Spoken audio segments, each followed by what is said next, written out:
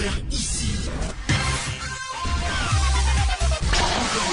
Que vous avez découvert Ivoire TV. Ivoire TV.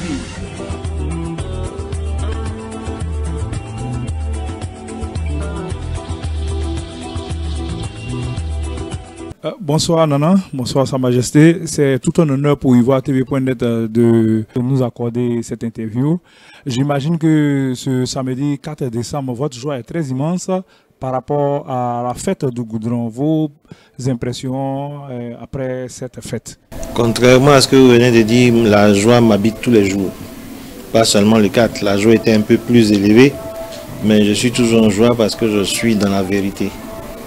Et donc aujourd'hui, par la grâce de Dieu, vous avez vu que le peuple au sommet, et surtout les frères et sœurs ébriés, nos voisins, et d'autres frères et sœurs venant du sud Komoué sont venus ici à Ebra pour qu'on puisse célébrer la vérité et le merci. Quand vous dites la vérité, vous faites allusion à quoi? Vous n'êtes pas sans ignorer que il y a beaucoup de choses qui se disent. Et quand je dis que nous sommes dans la vérité, ça veut dire que je suis Joseph Aouba. Je suis de la famille Vagbe, qui est la famille royale, et de la lignée de ceux qui accèdent au trône, dans la pure tradition Abouré, dans la pure tradition Akan. Et donc aujourd'hui, lorsque j'entends et je vois un certain nombre de publications, un certain nombre de vidéos qui passent, je ne m'en préoccupe pas personnellement parce que je suis là, je suis dans la vérité, je n'ai pas usurpé de poste. Le peuple, la famille royale, le peuple a demandé à la famille royale un roi. La famille royale a fait son choix. Le peuple m'a accepté. Et aujourd'hui, je suis là. Et quel est le sens de ce goudron, ce bitume qu'on vient d'inaugurer aujourd'hui pour le village d'Ebra? Vous savez que lorsqu'on nous met tous à l'école, c'est pour pouvoir accéder à un certain nombre, une certaine qualité de vie. C'est ce qu'on nous a appris.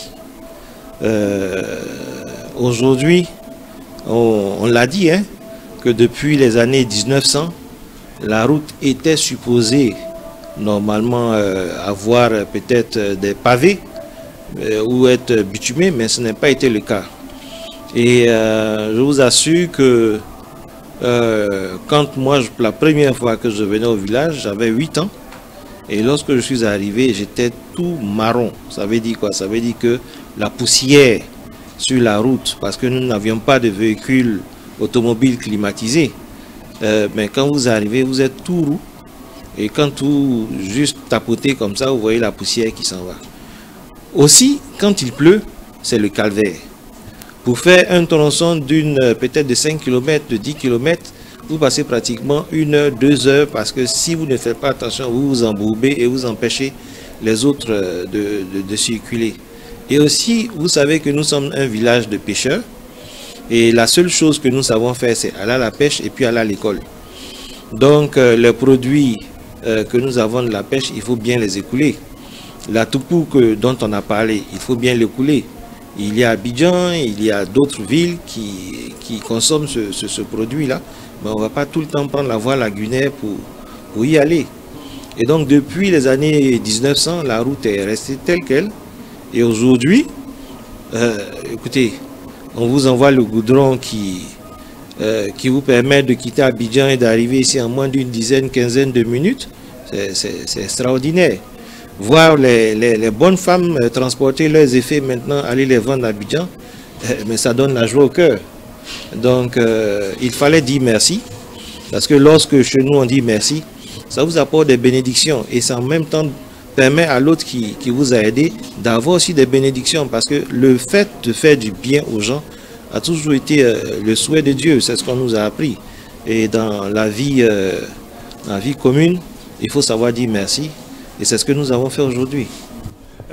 Non, quel a été votre secret? Parce qu'on aura appris en échangeant à gauche et à droite que certains peuples lagunaires sont réfractaires au goudron, à la bitume. Quel a été votre secret pour accueillir ce goudron ici à Ebra? Non, il n'y a aucun secret, hein. Lorsque vous voulez conduire votre peuple vers le développement, il y a des outils, et il y a des moyens, et il y a une planification à faire.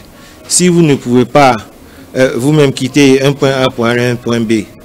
Écoutez, c'est pas la peine de chercher à faire un plan de développement. Vous avez vous-même vu sur l'espace là-bas, vous avez vu une carte avec l'ancien EBRA et le plan de développement 2035. Il n'y a pas de secret. Nous sommes dans un monde. Il y a des outils que nous utilisons pour pouvoir aller plus vite. Il y a par exemple aujourd'hui des avions. Avant, il y en avait peu. Il y en a plusieurs aujourd'hui, mais ça pour permettre aux gens de se déplacer, d'échanger, de parler de développement, de parler d'évolution des peuples. Il faut toujours apporter un plus à ce que vous trouvez sur le terrain. Donc aujourd'hui, moi je ne dis pas qu'il y a des secrets. Une fois qu'on vous offre ce chef-d'œuvre-là, vous devez pouvoir l'utiliser et ça doit vous permettre de vous dire intérieurement que vous avez du travail à faire. Pendant la cérémonie, tous les intervenants, presque tous, ont insisté sur l'expression de gratitude à l'égard du chef de l'État. Vous êtes en phase avec tous ceux qui sont intervenus? Oui, je vous ai dit que dans notre tradition, quand vous vous réveillez le matin, que votre frère vous demande si vous avez bien dormi, vous lui dites oui, merci. Oui, merci. Lorsque vous donnez du pain à votre frère, même s'il n'a pas faim, il le prend et vous dit merci parce qu'il sait que après il peut le consommer. Aujourd'hui, on nous offre, comme je vous ai dit, un rêve qui est devenu une réalité.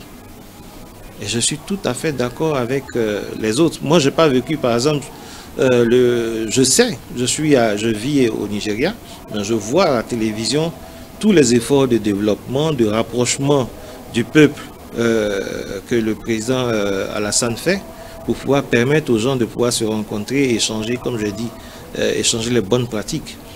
Donc, je suis tout à fait d'accord avec ceux qui lui disent merci aussi parce que chez eux, il a certainement fait quelque chose. Le président Akawele a indiqué le nouvel hôpital général, l'école, je crois que la formation sociale, etc. etc. Pour moi, ce n'est pas, c'est pas que je garde un bonjour ou bien merci de ma poche. Au contraire, mon frère m'a fait du bien, je lui dis merci. Mon frère me fait du mal, je lui dis merci, je prie pour lui, pour qu'il puisse changer. Ok, avant, on va revenir à un peu ce qui a précédé votre session ici au trône. Il y a eu des petites histoires entre vous et le roi déchu. Et là, vous avez réussi à ramener la paix. On a même mentionné ça lors des interventions. Encore, je vais vous demander votre secret pour la cohésion que vous avez créée au sein de EBRA. Écoutez, vous savez, quand vous naissez, moi je crois à ce que les gens disent que nos parents nous ont dit que Dieu ne vous met pas sur la terre pour rien. Il vous envoie en mission. Et lorsque votre mission est finie, il vous rappelle à lui. Déjà, le nom que je porte veut dire celui qui est né pour servir les autres. Vous voyez? Je porte aussi un nom d'un pape, le pape Pie X. C'est significatif. Je porte Joseph, le père de Jésus. Je porte Joseph, le premier qui a mis en place ce que dans notre jargon on appelle le procurement, c'est-à-dire les services achats, les évaluations, comment on appelle ça, les contrôles, les audits. Le premier qui a fait ça, c'est Joseph, que ses frères ont vendu. Et c'est lui qui est la source de tout ceci là. Je porte ces noms-là. Pourquoi est-ce que je vais échapper à mon destin? Je suis né pour servir. Je suis né pour apporter un plus aux autres. Je dis bonjour, je discute. Quand je sais qu'il y a un gap, je me pose la question, comment est-ce que je peux remplir ce gap-là? Et je mets les moyens. J'ai de hauts cadres ici, au niveau des bras. Tout à l'heure, je vous ai dit, il y a deux choses qu'on sait faire, c'est pêcher et puis aller à l'école. Ici, vous avez, je dirais, tous les corps de métier. Et ça, tout le monde le reconnaît. Vous avez tous les corps de métier, du plus petit au plus haut.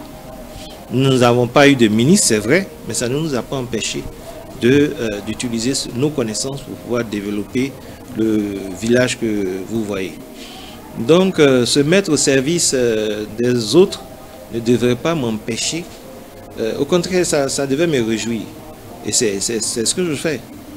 C'est ce que je fais. Je suis proche de la population. Il est vrai que lorsque j'accédais au trône, il y avait des problèmes.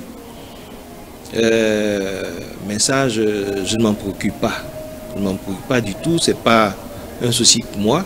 Mon souci, c'est d'amener mon peuple à dire merci à Dieu. Dieu merci, nous pouvons nous reposer en paix. Dieu merci, nous pouvons nous soigner. Dieu merci, nous avons ceci, nous avons cela, etc. etc. Ça, c'est ça mon problème. C'est tout ça mon problème. Le reste là, c'est pas que je ne gère pas, mais je le gère de manière discrète. Merci, Sa Majesté. Un mot, nous sommes à la fin de notre entretien. Un mot de fin, si vous en avez. Mon mot de fin, c'est comme M. Ayemou, mon porte-parole, aime le dire, et c'est ce que j'ai toujours dit aussi. Je suis là pour ceux qui sont à gauche, pour ceux qui sont à droite, pour ceux qui sont bons, pour ceux qui ne sont pas bons, pour ceux qui sont riches, pour ceux qui ne sont pauvres. Je suis là pour eux. Et il n'y a pas d'autre moyen d'avancer facilement et avec la bénédiction de Dieu que de se mettre ensemble. Donc pour moi, c'est de rappeler tous les fils et filles des bras autour d'un destin commun, celui du développement de leur village, celui du développement de seul patrimoine que leurs ancêtres leur ont laissé pour les générations futures. Parce que comme je vous ai dit, nous sommes tous de passage. Et quand vous passez, il faut que vous passiez en laissant de bonnes traces pour qu'on puisse continuer à les suivre. Merci, Sa Majesté.